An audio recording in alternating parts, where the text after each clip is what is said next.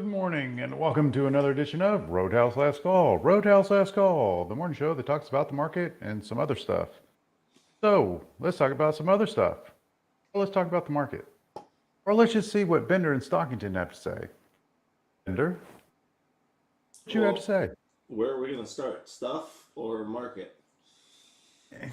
Let's do stuff because the market's Okay. fucking stupid. Okay. The market's dumb. It's like it's talking about like just dumb stuff. It's like oh, the fat kid's still fat. It's like oh, the dumb kid's still dumb. It's like oh, it's like Okay.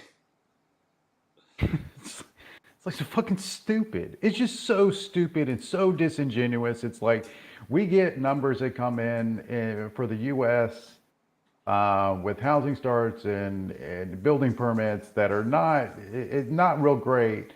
Canada's inflation data comes in really, really nicely as far as curbing back, and the dollar just hot shots through the fucking ceiling for literally no reason. So the level of disingenuous horseshit that's taking place right now, yeah, fuck you, market. You just fuck you.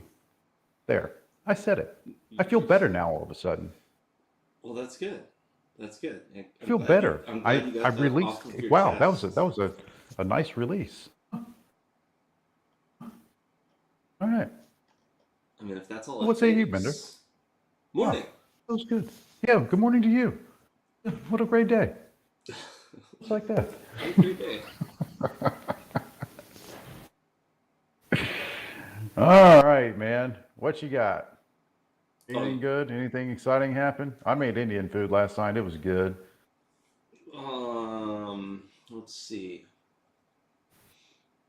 No, nothing exciting happened. Uh, yeah, I got my new phone yesterday, so that's cool. Uh, What'd you get?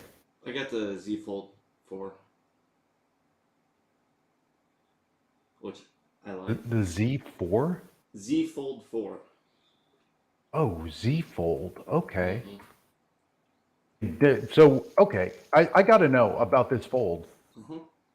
Is there any chance that it's going to crease in the middle and you're going to have a crease in the middle of your screen? It's like, how does this magic happen? No, this is the fourth generation of it, right? So it has, they continue to improve and make it better, but it's I think it's rated to like 4,000 folds or something like that, and I won't go through that. In the average holding time for me on a phone is like 2 years or less, so I'm not too Hmm. worried about that. Yeah. Let me know how that works. It's like we need to get a new phone, both of us, and so we're debating what to get. I It's like love the it, fold but looks. it's not for everybody, right? Because it is a little bit bigger and bulkier. I switched from the S21 Ultra, which is a great phone, um, but it's not as big and bulky as I thought it was going to be. And when you fold the thing open and it's like a square and it's decent sized Hmm. screen, uh, it's kind of nice. It's kind of nice, and they will connect wirelessly to a Samsung TV, and it supports DeX mode, which is like the Samsung desktop. So I was using that yesterday. I had BlackBox up on it and had that on my TV. It's kind of nice. Interesting. Yeah, it's cool. Oh, they're expensive. They're $1,800. They are. I got so my S21 Ultra. I think I paid $9.99 for it, and they gave me $8.50 trade-in credit. Hmm, And then that's I get nice. a military discount through Samsung, so it ended up costing me like it was under 900 bucks. That's not bad at all. Yeah. And what provider did you run through? So I actually switched to right now it's on Verizon. I'm waiting on the SIM card from Google because I'm going to try out the Google Fi. My brother's a big fan of the Google. I want to try. Very big I'm fan. so over Verizon that it's like I need another option. So I ordered the SIM card, and I think it's supposed to get here today. I think But we're going to end up going with T-Mobile because of the integration with the what is it? The Starlinks, Starlinks. yeah. I think that's where we're going to end up going to. Well, I think. You might want to wait until until they actually get a date. But here's the deal: we have no cell phone service at our house, anyways. There is no, the only phone calls we can make and receive and all that kind of stuff is through Wi-Fi calling. Right, right, yeah. So Inside as my it house is is, about the same. we got nada. It's like the trees are just like providing this like shelter, or whatever you want to call it, to where we get nothing. Yeah. We lose service probably 3 minutes from the house as far as driving in from whatever hillbilly town we're in. Anyways. Yeah, mine is shit as well. So most of my calling from at my house, happens over Wi-Fi as All right. Well, so we're gonna talk about some market stuff, I guess. I don't even know what the fucking point is until tomorrow, and even really Thursday. I don't even know what the point is. Want to play gun to head real quick before we get into whatever we need to get into?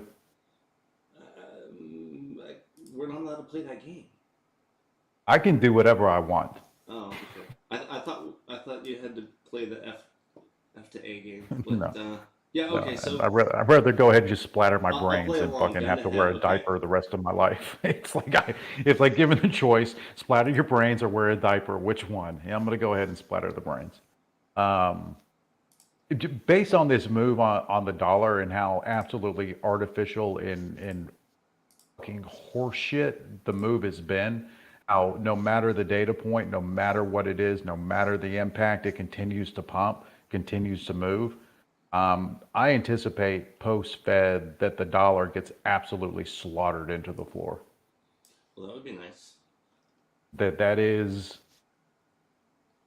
to the level of extreme that it is blitzed off of mediocre domestic data is mind-numbing.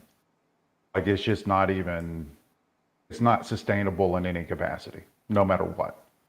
So that's my gun to head hot take. The dollar gets slaughtered post-Fed. We'll see how that plays out. What you got as far as lines? Because it's like the data came in, it should have given us some type of pull on the dollar. It has not. I am very curious about how Canada is able to keep its inflation much more so in check and trending down, and we're still sucking big donkey dick over here. I'm still very confused about that. Same with Japan. Japan continues to keep things nice and orderly while not raising rates, but we're still eating a dick trying to rob everybody. So it's better that we get into your line so you give us an actual idea where we are, because the overall narrative and the overall, here's a nickel, take a nickel, shell game bullshit that's being played right now, the disingenuous level of the market is something that there's no point in me beating on anymore. I'm even getting tired of talking about it. So let's do your lines and let's see what the stock has to say, and let's see what kind of butt games they play with us today during the market hours. All right, sounds good. Well, we are currently sitting 38.91 half. Right here, 38.91 is the 50 MA on the 60-minute. So let's see what it does with the 50. We got the 10 and the 20 MA are over 3900, 39.12 and 39.13. So if we can hold the 50, bounce from here, then the next move that it usually makes is to go up and test the 20 with 10, see what it's going to do there. They're squished together. So that's like I said, 39.12 and 39.13. If we do pull down a little further or start moving down, 38.85 was the overnight low. It's also the 1618 extension from the CPI drop, and it has acted as a level of interest. Below that, we got 38.53, which was Friday's low, and then 38.20's previous area of support and resistance. If we drop below that 38.53, I'd be looking 38.22 is longer term trendline support, and then 3800. Above, like I said, we got the 39.12 and 39.13 as the 10 and the 20 on the 60-minute. Above that, 39.22 is the 5 MA on the daily, with 39.25 being previous level of support resistance, um, and that zone of being range bound between 39.25 and 39.70. Um, maybe they can push us right back up into that. Uh, the I think it's worth noting that the 10 MA on the daily sits at 39.75. So we got the 5 MA on the daily just above. If we do cross that and we start to, do what looks like a trend up, there's we will there's a good chance that we will, over the next day or two, go test that 10 MA on the daily. So that's what I would be looking for as far as, kind of out of the gate. What I'm looking for. I'd really like to see us get back above 39.05. And if we can get above 39.05 and hold it, we look for that 39.22 to 25. If we go up and reject 39.05 and start pushing back down, that's probably going to take us right back down to 38.85, and then, potentially 38.53. So that's what I'm looking for. All right. What you got there, Stockington? Hello. Good morning. Man. Good morning, Stockington. Yeah, good morning. I'm almost awake. I learned a crazy one the other day. The gun to head game reminded me. I never really knew this. That lead guitar player from Chicago, the way that he died. I don't know if anyone already heard that one, but really sad. I guess he was at a house party, and as like a party trick joke, he put a gun to his head, not really realizing it was loaded, and that's how he died. So that was a crazy one I learned the other day. Just remembered as we got into gun to head. I mean, Yeah, that's crazy, but I feel like if you're at a party willing to put a gun to your head and you don't know whether or not it's loaded, that's like natural selection. I got another fun fact, just to go ahead and temper the mood a little bit. Did you know that lobsters communicate with one another through urinating through their eyes? Did you know that? They Nah. express urine through their It's eyes, fucking weird. and that's how they communicate. Did you know that? That Did you is know a that? while. No, but lobsters taste good. I guess I don't eat their eyes though. Yeah. I just thought I'd offer that up, like as far as fun fact. Fun facts. A lot of fun facts. Okay. Well, on that, let's talk about levels. So I did just post. I did a slight adjustment on some of these triggers. NVIDIA, I'm going to just flip this 133 flat line to be the call trigger. So if we cross that, we'd go up. We also had a dark pool from last night, 133.82 is 145 million. And then if we were to go down, 131.98 worked pretty well as support as a dark pool on NVIDIA. There was also a big one, 131.65. So I'd be watching the reaction down there on NVIDIA. I'd mentioned yesterday during the day, I was watching them buy these 145 calls out to next week. They bought them from like $1.50 all the way up to almost $2, and then bought them again at $1.45. So I'm just going to kind of keep an eye and see if we see more activity on those 145 calls for September 30th. Yeah, just to touch on that, there's Stockington. Going to last Thursday seems to be the one little sector that you can actually see the fact that they're buying some upside targets, and we're not getting, put flow that makes you think that AMD is going to $5 anymore. it's like we're not getting that activity coming through. The other thing that I'll say about tech, and not to interrupt, but it kind of is a through line. We're no longer seeing puts on Adobe. We actually got several upside targets offered yesterday on Adobe. So there's some things within the flow that are kind of speaking a little bit to, well, hey, maybe we might be kind of basing out here, if nothing else, for a short-term pop in tech. So please go ahead. Nice. Yeah, I like it. Thank you. Yeah, I would agree, just kind of based on my opportunities to watch flow yesterday too. So, then Tesla, it was basically just sitting right on what I had for a put trigger. So I wanted to give it a little bit of time to shake out. So I just switched it to pre-market support. 307.05 would be the line to potentially take Tesla short. And then call trigger would just be where it stalled out yesterday, 309.85. Coin, just a slight adjustment there. Pre-market support is kind of similar. I just had, put trigger was right where it was sitting, so I'll swap that to 68.55. And then there was a small dark pool on coin that came in. Well, relative to coin, I guess it was decent size. $11 million at 69.93. So that's what I had on the list. The other really interesting dark pool last night was on Visa. That came in at 193.13, and it was just a massive. They hit it multiple times, massive relative size, 915 million for Visa. So I had set alert that already popped on. That was a different dark pool below on Visa. So it's kind of moving down after that one. I'm going to just kind of keep an eye on Visa and see if we get another reaction to that line. But that's all I got for today.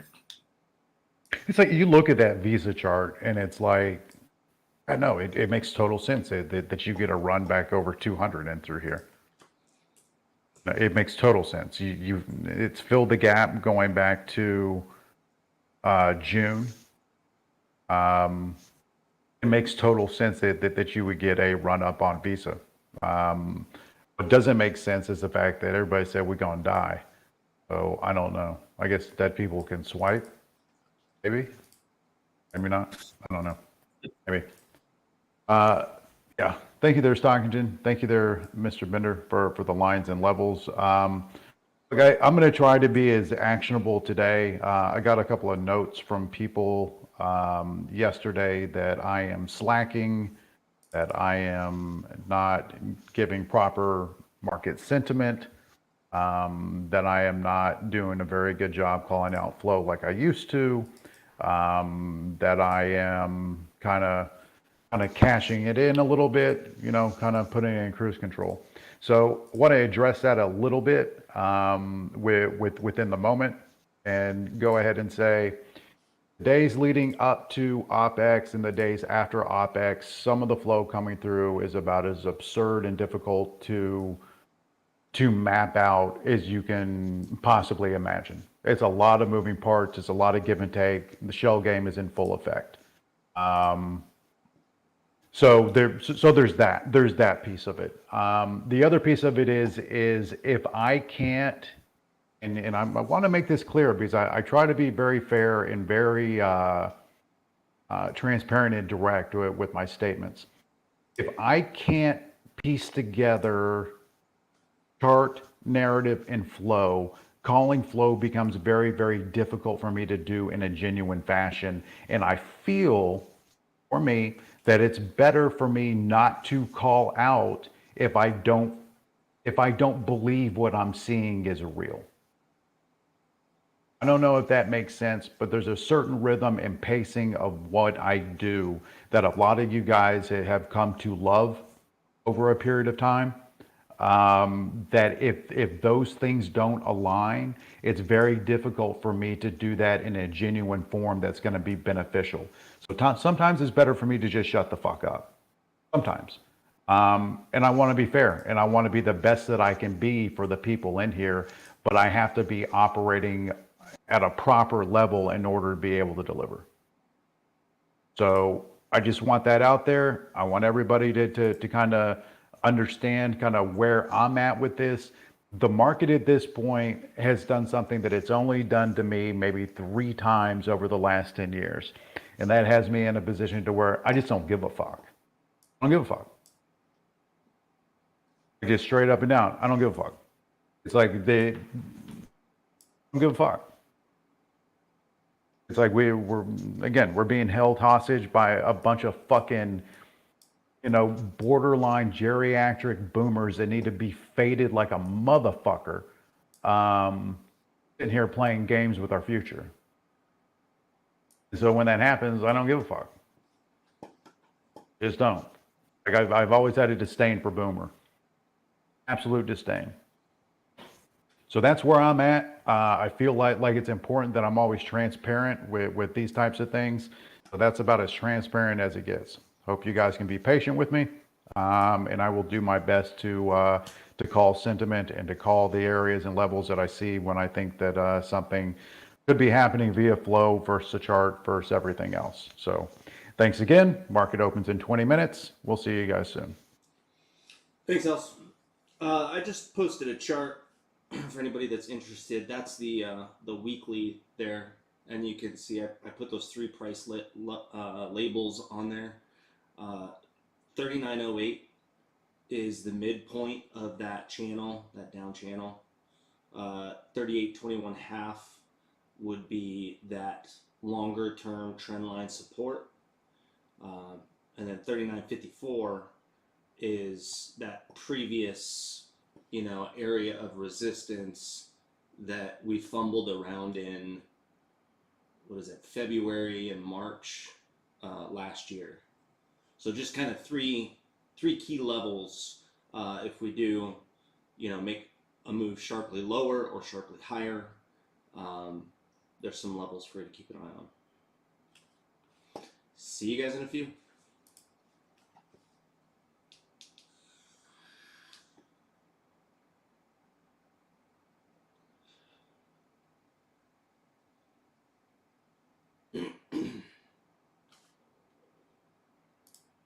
Oh, something else interesting too.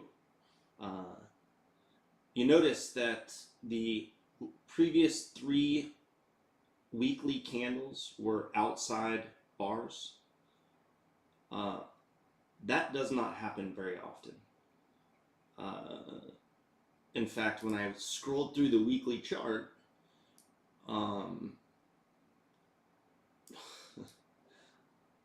going back, it's hard to even find where you had 3 weekly candles like that extend past the prior week's highs and lows. That's kind of wild. Statistically speaking, I don't know exactly how many times it's happened and what the outcomes are. It'd be interesting to find out, but that does not happen very often. Like, I think I went back to 2008, which is as far back as this platform that I'm using. That's as far back as the charts go, and I couldn't find another instance of that happening.